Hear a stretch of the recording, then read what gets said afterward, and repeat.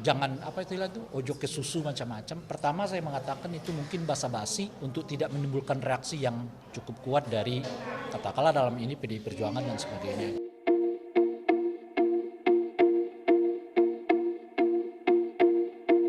Yang kedua saya sampaikan ojo ke susu.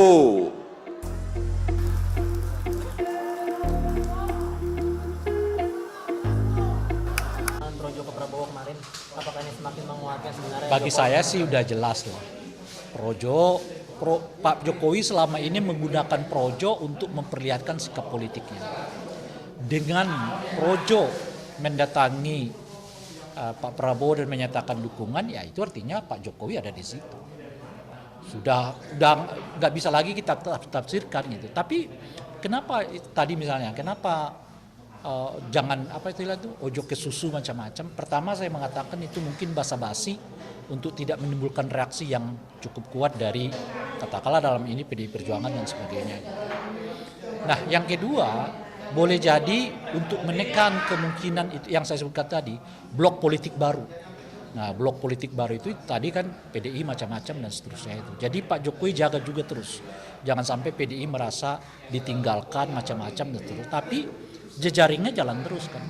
Kan Anda lihat dulu satu hari ketika Pak Jokowi di Rakernas PDI Perjuangan tuh kan, kalau sudah dilantik langsung kerja. Kemudian calon presiden kita. Gitu. Tapi malamnya samawi ke Pak Prabowo.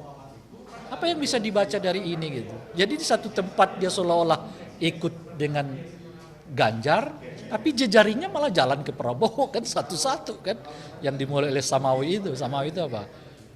Ulama pendukung Jokowi lah dan sebagainya. Dan terakhir itu adalah Projo. Menurut saya udah selesai lah. Pak Jokowi berada di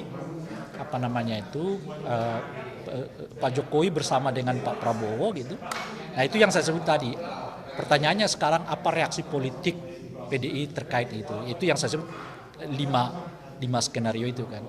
Mulai dari menonaktifkan Kaisang, mempasifkan keanggotaan Pak Jokowi, lalu mengevaluasi keberadaan menteri mereka dan membentuk blok politik baru gitu. Nah itu menurut saya.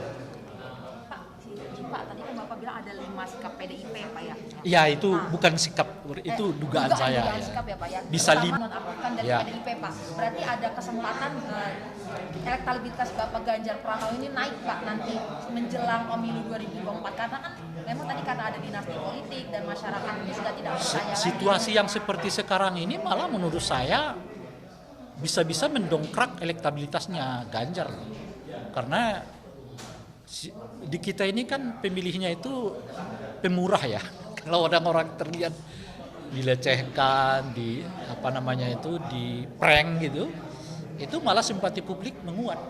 Itu soal pandai-pandainya Ganjar dan PDI menurut saya gitu. Makanya saya menyebutkan tadi mereka nggak akan melakukan secara terbuka sekarang karena bisa negatif kepada mereka, tapi perlahan-lahan akan dilakukan gitu, sambil terus mengkapitalisasi situasi yang mereka seolah-olah diprank oleh Pak Jokowi itu gitu lah.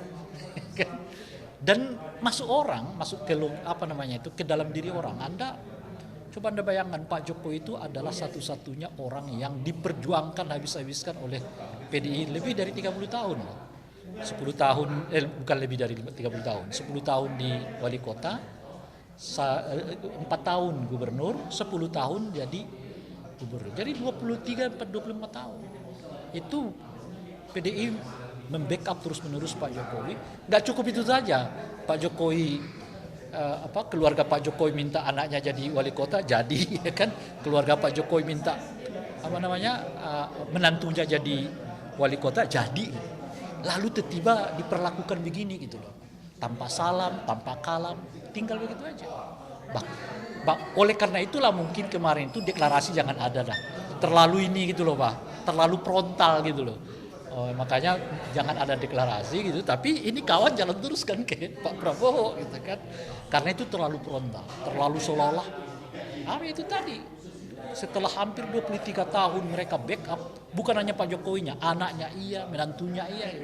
Lalu Anda dengan tenang deklarasi mendukung salah satu calon presiden, itu bisa image Itu yang saya sebutkan, tapi pada saat bersamaan kalau Ganjar dan PDI mampu mengkapitalisasinya, boleh-boleh kemudian mereka naik suara dari peristiwa ini gitu. Nanti atas dasar dinasti politik yang dilakukan oleh Pak Jokowi itu Pak, berarti nanti ada harapan masyarakat pilihan capres selain dinasti politik itu ada di Ganjar gitu ya Pak? Ya itu kita nggak tahu. Ya. Itu yang saya sebut ini soal kemampuan kapitalisasi. Kan. Nah sejauh apa nanti kemampuan kapitalisasi Ganjar dan koalisinya untuk menaikkan elektabilitas mereka ya kita nggak tahu.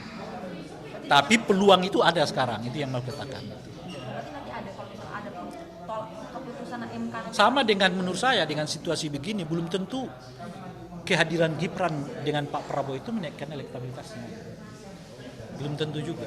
Orang itu tadi kalau dilihat reaksi negatif itu sekarang relatif umumnya adalah orang-orang yang dekat dengan Pak Jokowi yang bereaksi negatif terhadap situasi yang sekarang. Pak terakhir Pak soal Ojo ke Susu tadi Pak, itu kira-kira bisa diisyaratkan sebagai bahwa Jokowi ini kan projo pengennya Prabowo sama Gibran. Ya. Apakah ini juga menjadi sinyal kalau ini Gibran udah nggak akan bisa maju karena mungkin putusan Mahkamah Konstitusi kuat untuk menolak?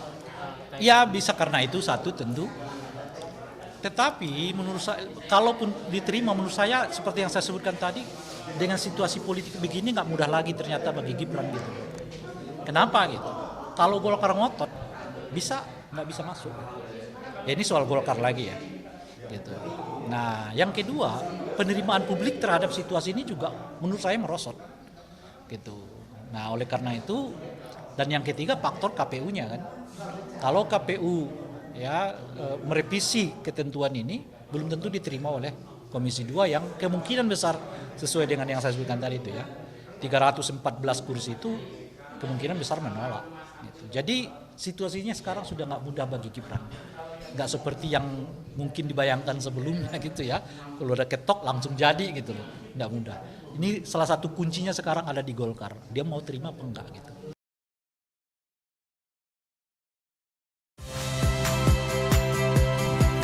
Saya Cynthia Rompas. Saksikan program-program Kompas TV melalui siaran digital, pay TV, dan media streaming lainnya. Kompas TV, independen, terpercaya.